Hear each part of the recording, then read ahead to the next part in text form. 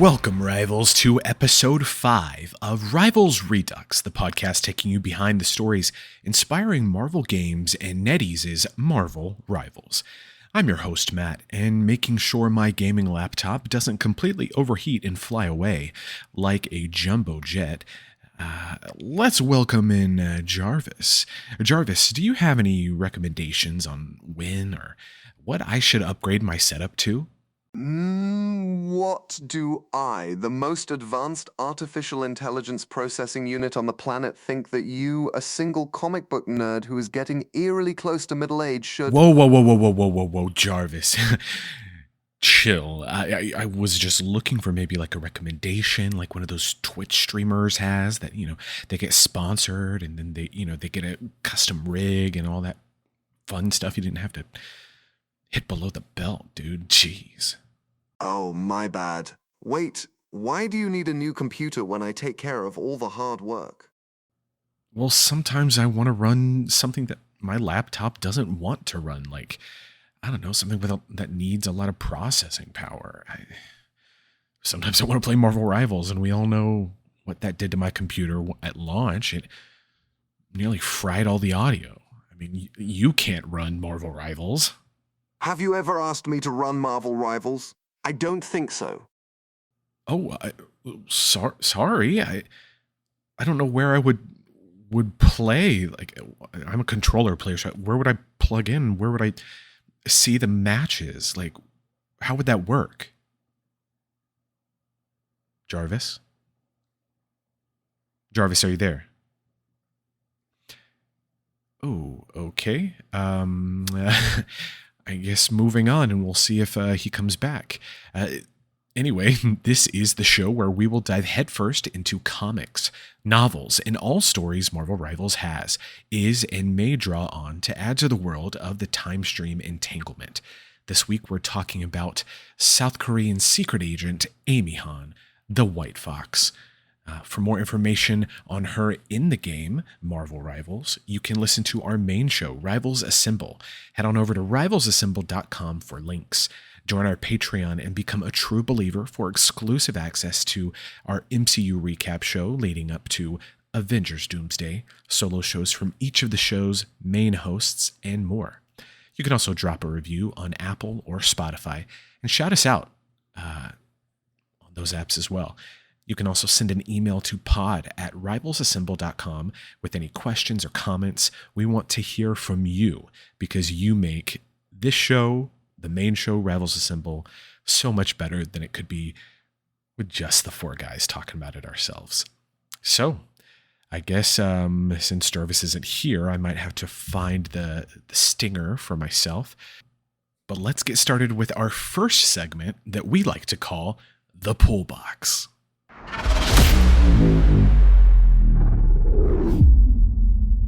Now, in the Pull Box, we talk about new comics that are hitting the shelves the week that you are hearing this show, but also the next week that are going to be coming out. So let's kick it off with comic books that hit the shelves this week that were new for New Comic Book Day, April 1st, 2026. Releasing on shelves was Alien King Killer, #1. All New Spider-Gwen, the Ghost Spider, #9. Captain Marvel, Dark Past, #1. Daredevil, #1. Deadpool, April Fool's Day, #1. See what they did there? Doctor Strange, #5.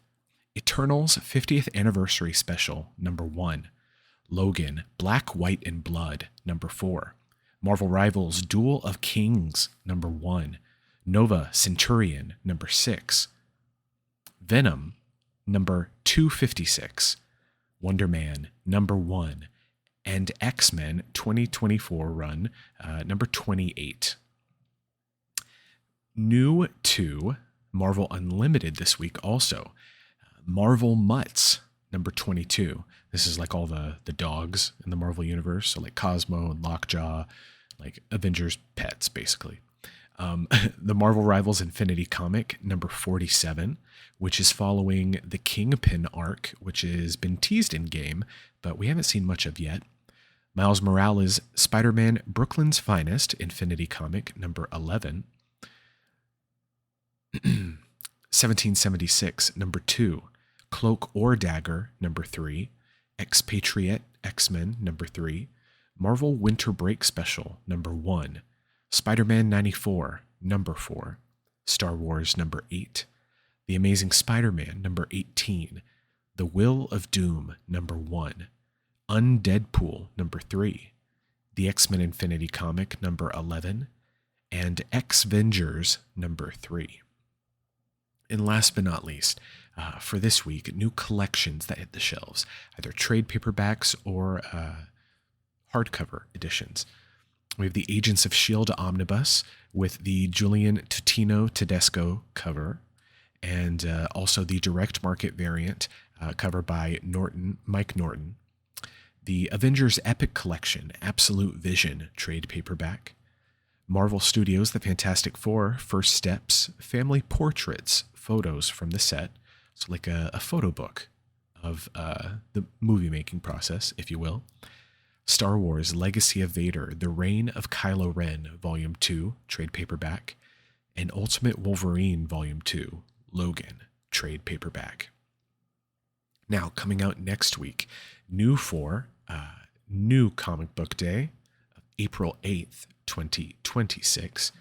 Hitting shelves will be Black Cat, number 9, Iron Man, number 4, Null, number 4, Moonstar, number 2, Mortal Thor, number 9, the Miss Marvel Facsimile Edition, number 20. That is a direct, complete copy of an older issue with the old ads and everything. Literally like a Xerox copy, but good reproduction. Psylocke Ninja, number 4. Psy Dimensional Rivals, number 4. Star Wars Shadow of Maul, number 2. The Amazing Spider-Man, number 26. The End, 2099, number 5. Uncanny X-Men, number 26. The Uncanny X-Men Annual, number 1. And if you don't remember what an annual is, it's when there's an extra publishing week. They put that out there to keep regular comics on schedule. The Web of Venom, number 1, with a dope cover. Please, everyone, go check out Web of Venom, number 1. And Wolverine, number 18. Coming to Marvel Unlimited next week. What If, from 1989. That is, let's see, has Bishop on the cover. The Man from the Future. Interesting. It doesn't have an issue number, but we have issues 100 through 103, it seems. One cover says has Gambit and Rogue and Mr. Sinister. Also has the Fantastic Four. One has Archangel. One has Daredevil, seemingly deceased. And then one has Captain America and Tony Stark as Iron Man fighting, and he's being choked on a table. These do not have the What If story titles, are what they are. So I guess you'll have to go check out Marvel Unlimited. That is actually issues 100 through Mylanta. Through 99. Pardon? 1 through 99. A lot of issues there. Okay, yeah. I keep scrolling through them. Also coming, Marvel Knights, The World to Come, number 5. Predator Kills the Marvel Universe, number 5. Sorcerer Supreme, number 1, with Scarlet Witch Wanda Maximoff herself as the Sorcerer Supreme. Star Wars Boba Fett Black, White, and Red, number 4. The Undead Iron Fist, number 4. Ultimate Endgame, number 1. Ultimates, number 19. X-Men Age of Revelation Finale, number 1. And next week, the collections coming out are Death of the Silver Surfer hardcover, Moon Knight Fist of Khonshu Volume 3, We're Outta Here, trade paperback, What If Into the Multiverse Omnibus Volume 3, with the original cover by Doug Braithwaite, pardon me. And then also a Mike Wieringo direct market variant cover. This is a very interesting hardcover collection. The main cover is like a beat up and tattered scarlet spider sitting in a web.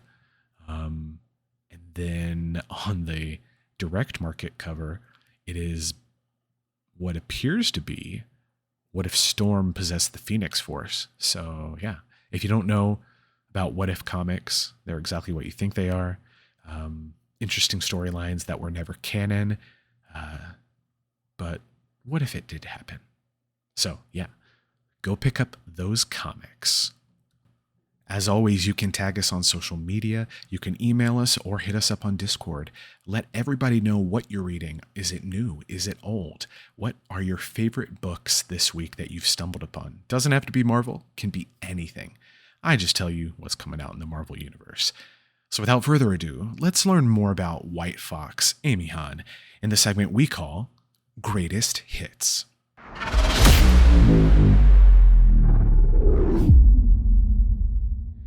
Now, White Fox, I hope that you've been loving her in game as much as I have. I'm still trying to find a way to make her ult useful. If you missed the last Rivals Assemble show, I said it reminds me of the Nala Stomp. If you are on TikTok and you know that, she stomps, she do the Nala Stomp. Yeah. But yeah, White Fox, Amy Han from South Korea. She debuted in comics in 2014, specifically a webtoon put out, I guess, done in partnership with Marvel as part of a new program where they were trying region-specific comics. So this one was released in South Korea called Avengers Electric Rain. And the team behind it is Go Young-hoon and Black Monkey on the original Korean, and then it was later republished as an Infinity comic in English, put up on Marvel Unlimited, the English adaptation by Amy Chu, letters by VC's Travis Lanham. Yeah. It was originally published as a webtoon, if anybody is familiar with that. Like a lot of manhwa, like Korean manga, if you will. Like that's what Solo Leveling started as. And a lot of other big properties, when they become successful, they're then published physically, things like that. This art style is definitely different from run-of-the-mill Marvel, if you will. I personally was not a fan of this book. It was very elementary, and I'm almost positive some things got lost in translation. The thought bubbles are and speech bubbles are very tiny, as in they're not saying a lot. And maybe that's different. Maybe that is what the author intended. It is a very simple story, if you will. 13 issues, if you want to go read it on Marvel Unlimited. But let's talk about White Fox first before I jump into the comic. We will learn more about her. Through the titles that we're going to talk about today, we get a little bit more and a little bit more and a little bit more about her origin. So Amy Han, she is the last of a race of mythical creatures known as the Kumiho. Fox demons, if you will, with 9 tails, who in Korean folklore that we read in the comics shapeshift into the form of beautiful women, seducing men, and then rip out their hearts and eat them. And so they have this stigma that they are, demons, that they are monsters. And Amy Han is the last of them. And in Avengers Electric Rain, we find out a little bit about her. Like, when I say a little bit, we find out a little bit, like very little. That basically she lived in this remote mountain village in the mountains of Korea. And she's not allowed outside of the village because the world, or Korea, believes that they are demons. They want to kill them. And I talked about a little bit on the last Rivals Assemble about how there's kind of like this eternal war with another kind of demon that's like a three-legged dog that hunts the Kumiho. So in Avengers Electric Rain, what we find out about Amy Han is that she wanted to leave. She asked her mother. Her mother said no. She said, no, I have to fulfill my destiny. And her mother said, okay, we'll always be here for you. And she leaves. Kind of anticlimactic, right? But I only read, full disclosure, I only read 6 of the 13 issues. This would make a DNF list for me. Do not finish. What's happening in Seoul is where this comic starts, is that it's been raining for days and days without end in Seoul, South Korea. And White Fox is working with the National Intelligence Service as an agent. She's kind of the superhero of South Korea, if you will. And all of a sudden, buildings start coming to life, like sprouting arms and legs and walking around. And South Korea thinks that this is big enough issue to where they were going to call on the aid of the Avengers. And apparently they signed this treaty with the Avengers where every country gets one ask of the Avengers. And once you burn it, it's gone. And so back in New York, when this distress signal is sent out, Tony's like, are they sure they want to use it on this? South Korea's like, no, yeah. And so he's like, yeah, no, okay, let's go. And so he wrangles up the gang, flies to Seoul. Meantime, kind of like our other story going on, is Hawkeye, who is hidden in the secret base on the islands around Korea, because it's a peninsula, and he's watching some kind of experiment take place. And it turns out the scientists here are trying to make these humans like nuclear bombs, basically. Think like if Gambit touched a human and unlocked their kinetic energy and boom. Well, the testing is dangerous. We're told basically through context clues that a lot of people have died in the process of trying to make this work, but this batch works. Army officials, or who we believe, men in uniforms, show up to check on the status of the project. And the scientists are like, it worked. Now we're moving on to the testing phase, make sure everybody's safe. And the uniformed people are like, no need. And they mow down all the scientists and take the literal human bombs now with them. And Hawkeye is trying to get out of there quick. They start literally throwing bombs and grenades inside this building, wanting to erase all evidence that anything happened. Hawkeye, in the process of trying to get out, hurts his shoulder really bad, passes out. They lean heavy in on a potential romance with Black Widow in this comic. But yeah, the Avengers, who I guess the cast we have are Iron Man, Hulk, Captain America, and then also I guess some appearances by Scarlet Witch and Quicksilver, who I don't see connect with the main team yet as of issue 6 of 13. They are working with the Korean government. There's also kind of like, think like another head tech corp executive who kind of has a lot of distaste for Tony Stark and has been brought in to basically help things move along. They originally presented the idea to call the Avengers, saying that,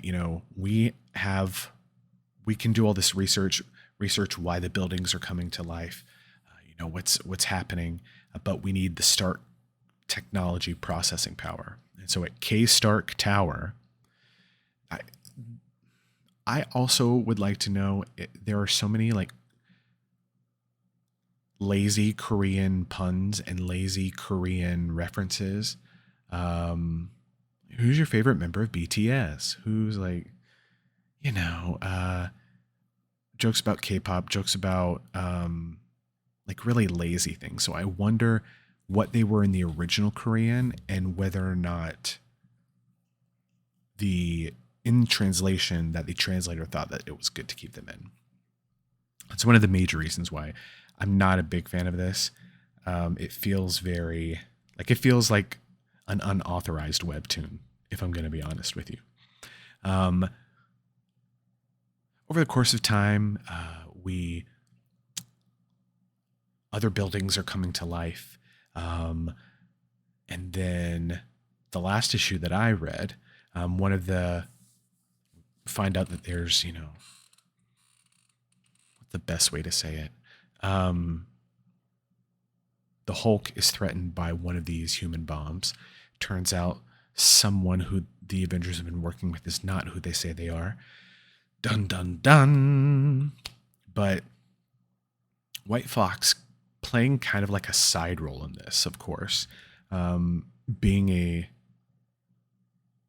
not like a actually sanctioned Marvel thing, I guess, at the time. They understandably couldn't have her be like the main character. She's definitely a side character. But in this comic, we're led to believe that she makes her remark that she has 9 distinct different powers, that kind of align with her 9 different tales. Where in all the other things that I've seen, she has basically superhuman strength, superhuman speed, heightened senses. She can shapeshift, meaning that she can transform into a full-on Kumiho, mythical beast, or she can be kind of, if anybody, this might be a deep cut. If anybody saw the show Mutant X, it was like a Canadian show that was like a ripoff of X-Men that I think Marvel had like a hand in. There was a character called Shalimar Fox, and she would get like cat eyes and super sharp fingernail claws. That's basically what happens to White Fox. Like her fingers form into like sharp cat-like claws. She sprouts fur around. And she has this item called and pardon me, this, I'm trying to learn Korean, honestly, for another thing. It's a work goal. But I couldn't find the Hangul for this phrase. I've only seen the Romanized version of it. So Hangul being like the letters in the Korean language, Romanized meaning like put into English phonetics, if you will. The Yowul Guso, basically a marble, this item she has that allows the Kumiho to absorb energy manifested by humans as a way to like recharge her own mana, if you will. And we see those things kind of reflected in her abilities in Marvel Rivals, but I don't know about this 9 distinct different powers. In all the books that I've read, I have not seen that appear again. So it seems like Marvel did a little bit of backtracking and tried to make it a bit more interesting. So if you are interested in reading about White Fox's origins, you can completely skip Avengers Electric Rain. It's not...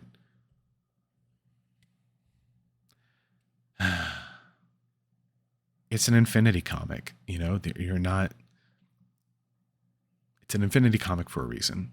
I'll leave it there. Next up, let's talk about her White Fox's first English comic appearance and her first actually physically released comic, Future Fight First's White Fox, from 2019. Now, if you want White Fox lore, this is the book you need to pick up. You can actually still find copies of this, I think, on eBay. I have this because I bought it when it came out, but you can find copies for under $10 on eBay. So Future Fight Firsts being Marvel Future Fight, the MMORPG mobile game that you can still play. That's where White Fox debuted in game-wise. First time she appeared. But this solo issue, writer Alyssa Wong, guys, Alyssa Wong, I knew I was going to be in good hands as soon as I saw that. She's been on fire since starting with Marvel. She also did the recent Lin Lee Iron Fist series. Well, it's probably not recent anymore. It's probably from a couple years ago now at this point. But Alyssa Wong, she can do no wrong. Artists Kevin Labranda and Jeffo. Colors by Israel Silva. Letters by VC's Josebino. In-hyuk Lee did the cover with a variant by Yoongjun Cho, another variant by Sana Takeda, and all the usual like editor-in-chief, chief creative officer. You don't need a shout out. So this is a great look back at White Fox and where she came from. So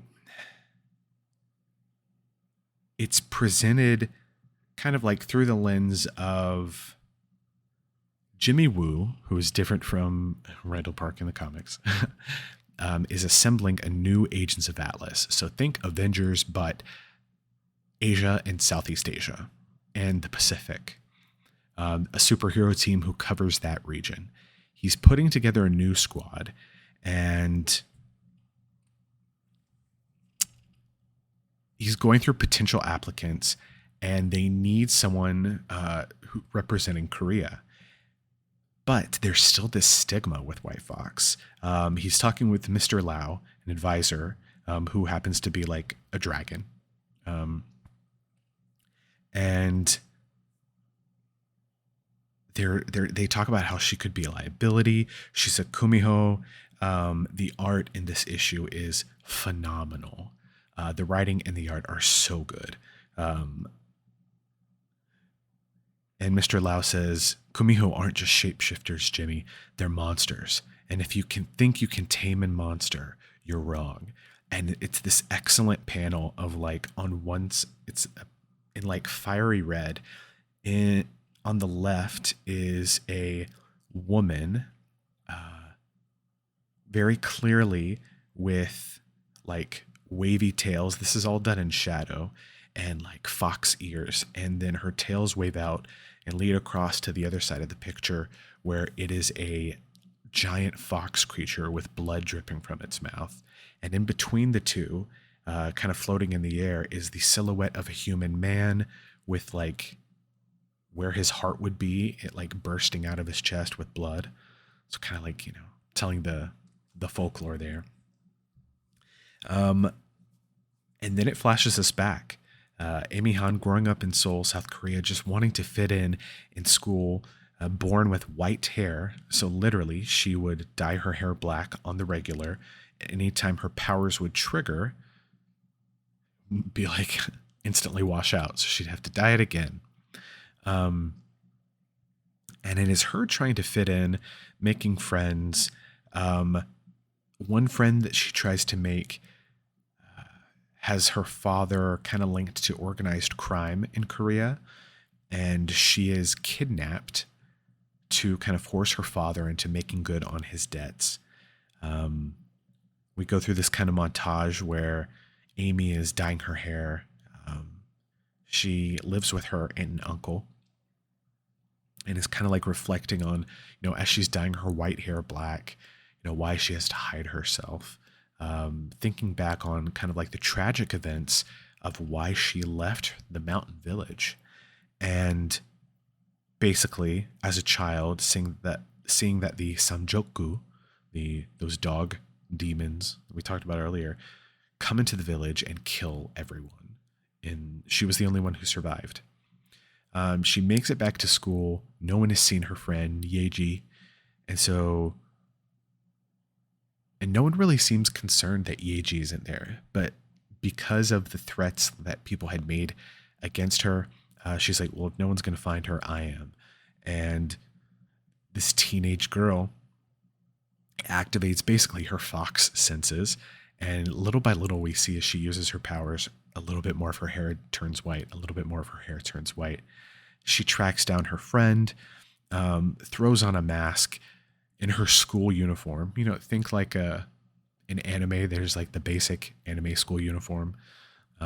She's wearing something similar to that. And breaks into this warehouse where they're holding her friend hostage, fights off all these men, and little by little through the fight, becoming more fox-like, her arms sprouting fur.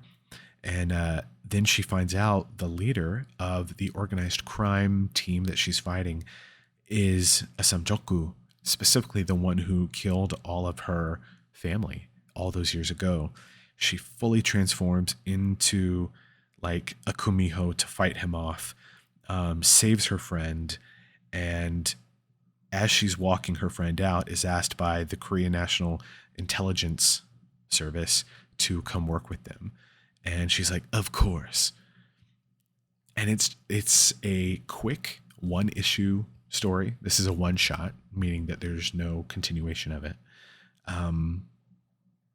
But yeah, I thought it was great. I highly recommend this. Future Fight Firsts, White Fox from 2019. All right, next up, the second one-shot issue that White Fox ever appeared in, The Death of Doctor Strange, White Fox, number 1, of course, from 2021. So during big events in comics, things that are taking place around the same time, they'll branch off of the main title, or it'll be a tie-in issue. So this is a tie-in issue to the overarching event, The Death of Doctor Strange. What happened in comics was, spoiler alert, Doctor Strange was murdered, and they're trying to figure out what happened. Meantime, all of these tie-in issues are happening with the fallout of Doctor Strange's murder. And specifically, this one in South Korea, White Fox is... Oh, and it closed. White Fox is working with the... Well, she's not working with Agents of Atlas. She has been, but right now she's working with Tiger Division, which she is the head of in Marvel Rivals. And that is the organization through which she's able to give superheroes fake identities, false identities in the game. But here, basically, she and her team at Tiger Division are taking care of these huge demon-like threats. So basically, because of Doctor Strange's death, think about if someone had been holding all these... You've seen the prank where somebody, like, 2 doors across each other in a hotel hallway, they tie a rope to them. And so if someone tries... Both people are trying to open the door, neither is going to be able to because they're each pulling hard, back and forth. But if someone cut that rope in the middle, then they'd both be able to open their door. So think about like if the Sorcerer Supreme was holding all these ropes in the middle, keeping all these doors from opening. Now that he's dead, those ropes have been cut or they've been dropped, meaning all these doors can open. And so across the world, portals are opening up from different dimensions with demons and monsters popping out. And in Asia, Southeast Asia, you have the Agents of Atlas and Tiger Division taking care of that. So White Fox is here with her team. Auntie Auntie, the Gambler Sorceress, Gunner 2, Luna Snow, shout out, Mr. Enigma, the General, and Teguki, which you'll hear more about later. And they make quick work of these demons. Meantime, in the Philippines, in Cebu City, you have Pearl Pangan, Wave, and Lin Lee. Sound familiar? He is Iron Fist in Marvel Rivals. We've talked about him before. But here, it is before he assumes that role. He is still Sword Master, wielding the sword of Fuxi that has been passed down from his family. And they are in the Philippines. They take care of their demons. They're all recalled by Jimmy Woo because there have been reports of a kumiho on the streets of Korea murdering people. This comes as a big shock to Amy because she was told she was the last one. And since she still kind of has that stigma that she's evil, even from her superhero teammates, like that's the crazy thing. Lin Lee's like, no, I came here to make sure it wasn't you. And interesting the way that it is posed to her. Like even the team that she leads are all kind of trepidatious around her. But she's like, guys, I was literally fighting extra dimensional monsters with you. I could not have done this. And so she takes Swordmaster, Lin Lee, and she's like, fine, let's go follow this back to the source. So it actually leads them back to the village where she grew up. Again, this art, I didn't talk about the creative team. I'll say that at the end of talking about this issue. The art is stunning. The landscapes, amazing. Colors, phenomenal. And I must also say, White Fox and Luna Snow's combat outfits in this, we need these costumes in the main Marvel Rivals game. You should go look them up. They are very appropriate for fighting.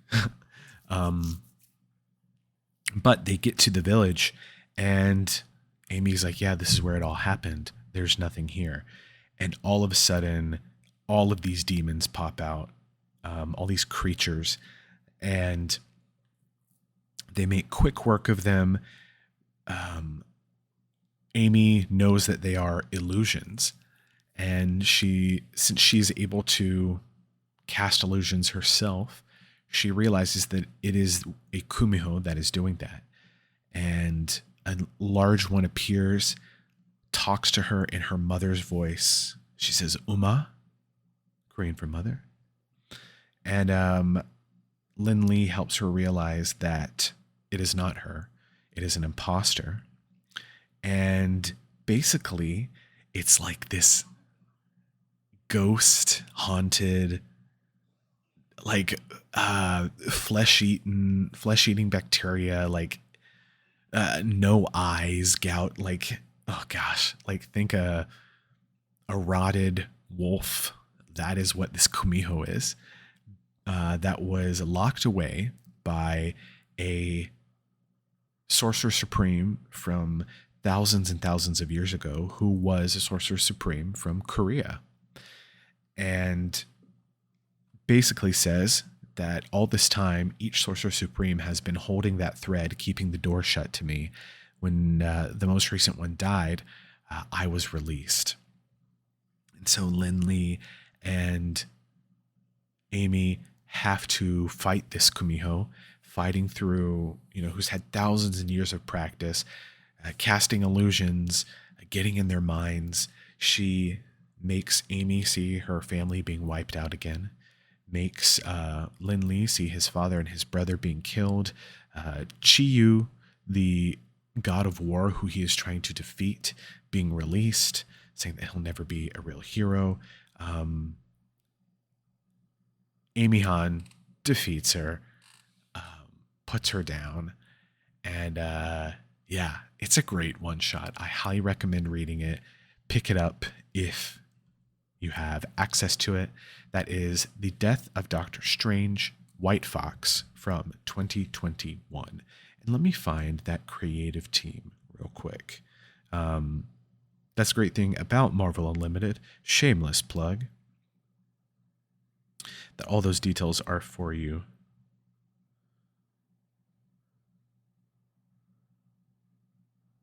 Okay, so this was also, surprise, surprise, I wonder why I liked it so much. Written by Alyssa Wong, Pencils and inks by Andy Tong and Luciano Vecchio. Colors by Aerith Prianto, and letters by VC's Travis Lanham. Alyssa Wong, 2 for 2 today. Please look up Alyssa Wong. Read anything and everything that she does. Okay, last book we're going to talk about today. Tiger Division from 2023. So this is the organization that Amy Han leads, working with South Korea's government. Written by Emily Kim, pencils and inks by Creasley, Craig Young, Yin Nitro, letters by VC's Ariana Marr. That's how you pronounce Maher, right? Like Marr, like Bill Maher. That's all the experience that I have. So White Fox doesn't play such a prominent role in this other than leading Tiger Division. This is more focused on the team of Tiger Division. So we have a couple renames. Of course, White Fox. Auntie Antie has been renamed to Lady Bright. Mr. Enigma, Gunner 2, The General, Luna Snow, and Tae Guki, the powerhouse who packs a punch. He kind of takes the lead role in this book. Think kind of like Korea Superman.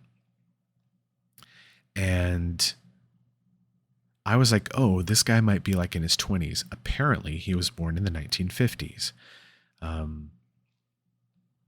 And he starts seeing the ghost of his grandmother, I believe, telling him to be honest about who he is, no secrets, because he won't be able to fulfill his destiny as a superhero. And we see a lot of flashbacks for his life, basically growing up with a best friend.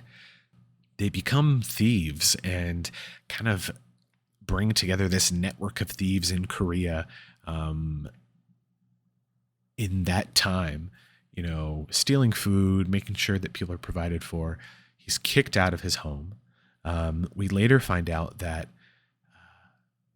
he was basically orphaned as a child during this major attack during the war, and was found and raised by who would be his guardian. I actually didn't get far enough to know if that's who he considered his grandma to be. I guess I should read more. This is a 5-issue limited series, so an easy read if you have Marvel Unlimited. Sponsor us. But yeah, great art. Not a huge focus on White Fox, but more of the world around her. I'm not going to lie. I really love this cast of characters. And this came out around a time where we'd already gotten a new Agents of Atlas book. We'll talk more about that on the next episode. There was also the Atlantis Attacks book. So there'd been a lot of stories focusing on these Asia-specific heroes, which I love because it was very refreshing to have heroes with cool powers that we weren't used to and who looked different from, blonde-haired, blue-eyed Steve Rogers. But yeah, that is Tiger Division from 2023. Highly recommend it. Now, no letters to the editor this week. We are on a kind of a weird schedule. I was set to do the first Rivals Redux annual, talking about some of these specific Rivals comics on Marvel Unlimited, but we got access to the White Fox build early, and so we just jumped in and did an extra episode of Rivals Assemble. So we'll put that in a box on the shelf for now. Come back to it later. But let's talk about homework for next week. More comics that you can read to learn a little bit more about White Fox before we discuss them all together. This is your homework.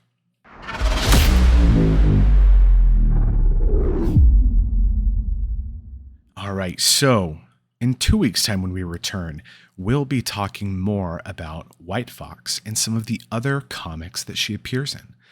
Hopefully, this has given you a good, kind of base for what this character is all about. She's been brought to life beautifully in Marvel Rivals, and I think reading some of these books would only enhance what we know about her.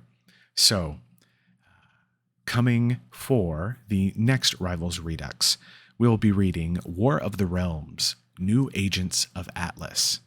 It's a tie-in series to the huge sweeping event that was War of the Realms from 2019. Atlantis Attacks from 2020, where the New Agents of Atlas go up against Namor and the Empire of Atlantis. White Fox Infinity Comic Series from 2022 on Marvel Unlimited. And most recently, this is from this year, guys, Deadly Hands of Kunlun, 2026.